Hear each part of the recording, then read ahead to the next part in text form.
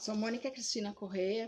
Minha trajetória em Florianópolis começou no final do ano de 2005, quando eu vim passar o Natal na cidade com a minha irmã. A ideia era descansar em férias da puxadíssima jornada de um ano de trabalho na tumultuada São Paulo, nossa cidade natal.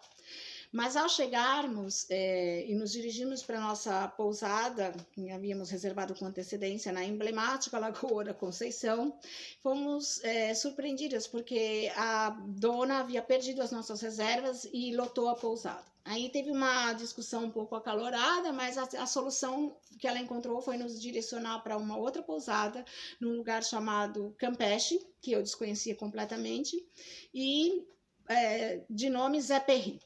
Mas aí, quando ela disse o nome, eu fiquei intrigada, porque me pareceu uma sonoridade francesa. Claro, eu já tinha feito graduação em português, francês e italiano pela USP, já tinha feito mestrado em tradução literária francês e doutorado sobre as relações franco-brasileiras que eu tinha estudado desde o século XVI, as relações literárias e históricas entre a França e o Brasil.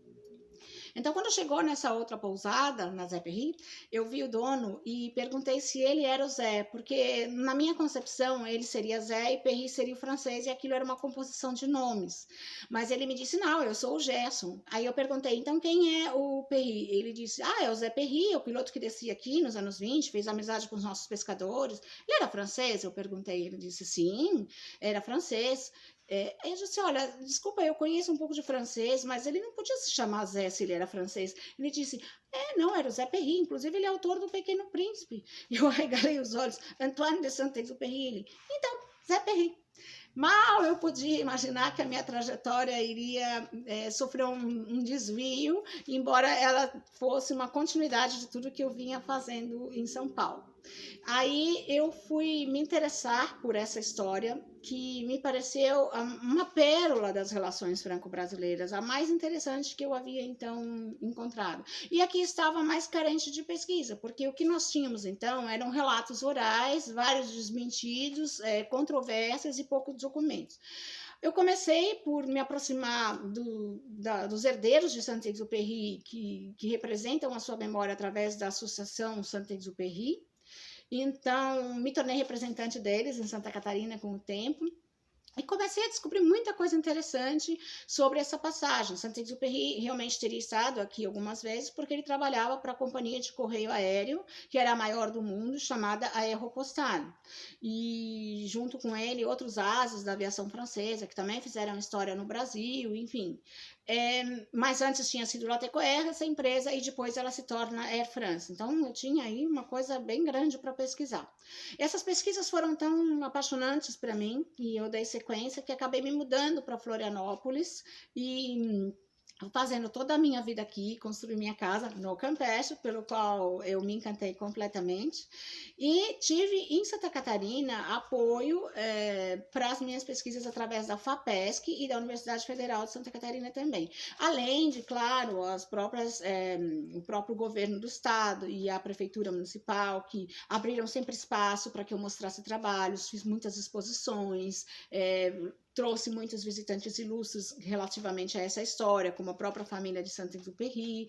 Fizemos um documentário de Saint-Exupéry e Zé Perri, que teve uma avant-première na própria sede dessa história, que é Toulouse, na França. Depois foi apresentado aqui em Florianópolis, para tentar também organizar. O documentário chamava de Saint-Exupéry e Zé Perri, para justamente retraçar essa história.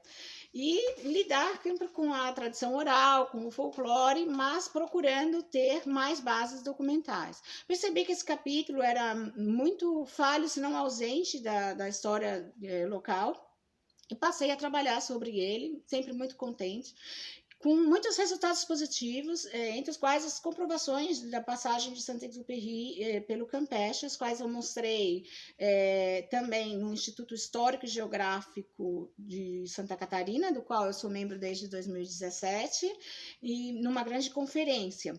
E também fundei a Associação Memória da Aéropostale no Brasil, que tem um site no qual nós pudemos colocar exposições virtuais sobre como eram as escalas de norte a sul do nosso país. Esse contexto é que explica a passagem não só de Saint-Exupéry, como também de seus colegas, e toda a aviação brasileira comercial que nasce naquele momento, entrelaçada à aviação francesa, já que Santos Dumont tinha voado em Paris. Nós vamos ter assim, os franceses como verdadeiros pioneiros no Brasil para a nossa aviação comercial. Em síntese, eu dei aula para crianças, para jovens em São Paulo, em 3 escolas bilíngues, a Lycée Pasteur, a Escola Suíço-Brasileira, e a St. Paul's School, no departamento de francês. Então, eu me preocupei sempre com a didática e com as crianças.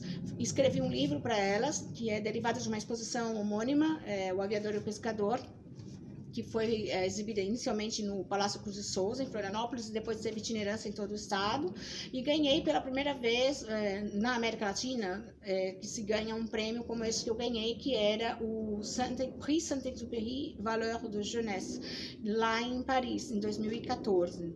Então, os resultados dessa pesquisa, desse envolvimento com esse trabalho, as coisas que eu pude fazer no campo cultural, foram sempre muito positivos, me fizeram muito feliz e redirecionaram a minha vida de alguma forma para melhor. Então, a minha expectativa é poder salvar o patrimônio que existe no Campeche, que é o mais integral que se tem de todas as escalas brasileiras, que é a casa de pilotos, onde realmente ele passou e chegou a dormir, que fica no Campeche, em um casarão de pilotos.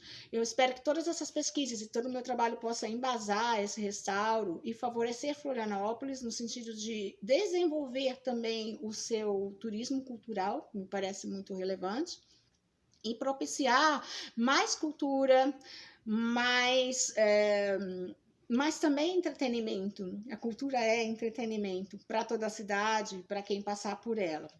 Eu sempre tenho gratidão por tudo isso, por apoios que recebi aqui, por apoios que recebi em São Paulo, pelas bolsas de estudo, pelas viagens, pelas possibilidades que se abriram, e espero estar sempre à altura em devolver esse conhecimento adquirido e desenvolvido através dos anos para a cidade e para o estado que eu elegi para viver.